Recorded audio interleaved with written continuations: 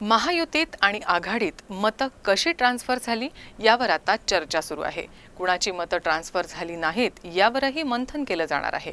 त्यात पक्षांतर्गत गटबाजी आणि नाराजींमुळे झालेला दगाफटका यावरही चर्चा घडून येणार आहे। अकोला लोकसभा मतदारसंघात नाराजींनी काँग्रेसचा घात केल्याची चर्चा आहे। तसा नाराजीचा सूर भाजपसह वंचित बहुजन आघाडीतही उमटल्यानं नाराजांचा चांगलाच प्रभाव दिसून आला। यंदा महाराष्ट्राच्या इतिहासात प्रथमच वेगवेगळ्या विचारसरणीचे पक्ष एकमेकांसोबत तर एकमेकांविरुद्ध होते। अकोल्यात मात्र परंपरागत तिरंगी लढतच झाली। त्यात भाजप, काँग्रेस आणि वंचित बहुजन आघाडी यांच्यासोबत मित्र पक्षांचीही कसोटी लागली आहे। अकोल्यात भाजपसोबत शिंदे सेना आणि अजित पवार गट होता, तर काँग्रेससोबत उद्धव सेना आणि शरद पवार गट होता।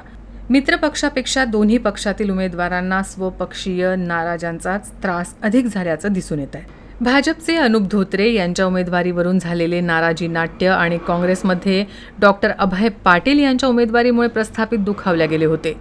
निवडणूक प्रचारादरम्यान त्याचा फारसा प्रभाव दिसून आला नसला तरी मतमोजणीनंतर बाहेर आलेल्या आकडेवारीवरून नाराजांनी पडद्यामागे राहून काम केल्याचं स्पष्ट दिसून येत आहे।